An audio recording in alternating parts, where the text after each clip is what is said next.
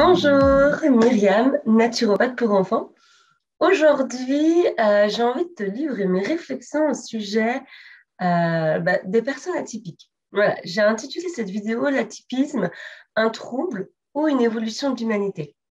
C'est vrai qu'aujourd'hui, on constate qu'il y a beaucoup plus d'enfants atypiques, de personnes atypiques.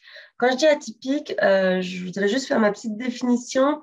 Je parle des personnes qui sont hypersensibles, des personnes qui sont potentielles, des TDAH et tous les autres, en fait. Certains vont dire, ouais, mais c'est parce qu'on diagnostique plus aujourd'hui. Il y en a toujours eu, en fait. Moi, je suis née en 80. À ce moment-là, les personnes atypiques, elles étaient en minorité ou peu diagnostiquées. On le voit comme on le veut. Force est de reconnaître qu'aujourd'hui, diagnostic ou non, en fait, les enseignants, ils constatent bien qu'il y a de plus en plus d'enfants qui sortent du lot. Donc, ce n'est pas qu'une question de diagnostic. Surtout que beaucoup d'atypiques ne sont pas encore diagnostiqués. En fait, il y a plein d'enfants où ça ne se voit pas, ils ne posent pas spécialement de problème, et pourtant, ça n'empêche qu'il y a un certain atypisme chez eux. Euh, En fait, seuls ceux qui donnent du fil à retordre aux enseignants, qui sortent un petit peu du lot, qui se font diagnostiquer tout simplement parce que faut bien expliquer leur comportement gênant, en fait. Ça ne peut pas venir du système scolaire qui est inadapté. C'est pas possible, ça. Hein.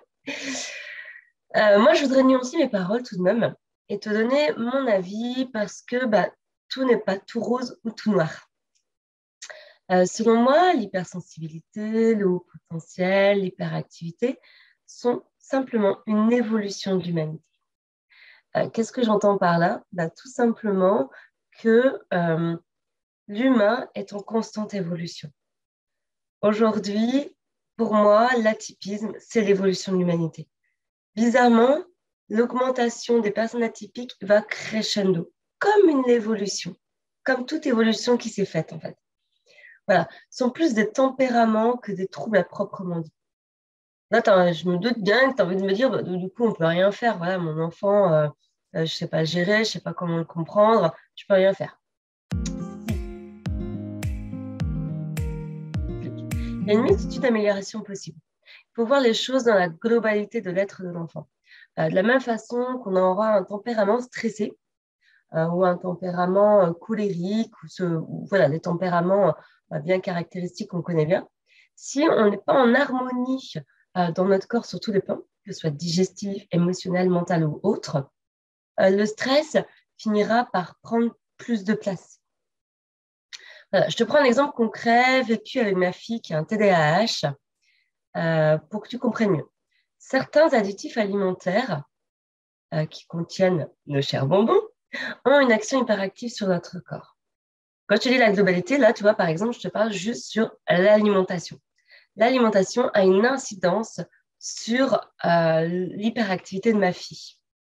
Si tu donnes des bonbons à un enfant qui a un tempérament hyperactif, forcément, l'hyperactivité va amplifier, puisqu'il y a cet effet d'hyperactivité avec l'action des additifs. Donc voilà, c'est du vécu. Hein, ton enfant, il finira pas à faire des bons dans le jardin toute la soirée. C'est du vécu, je te promets. Et oui, toute l'importance de se connaître, d'individualiser son hygiène de vie. Quand on sait qu'on est comme ça, effectivement, on va faire plus attention dans notre hygiène de vie. Comment aborder la chose, du coup Comment aborder la chose Selon moi, le défi des parents d'aujourd'hui, c'est d'accompagner les enfants d'une humanité en évolution. Ce qui peut être fait en premier, c'est donc de regarder les choses sous un nouvel angle. Dans cet article-là, dans cette vidéo-là, je ne vais pas te donner plein de conseils sur comment gérer ton enfant qui est hyperactif ou qui n'est pas sensible. Je voudrais déjà apporter la première graine. Voilà, la première graine, ce qui peut être fait en premier, c'est donc de regarder les choses sous un nouvel angle.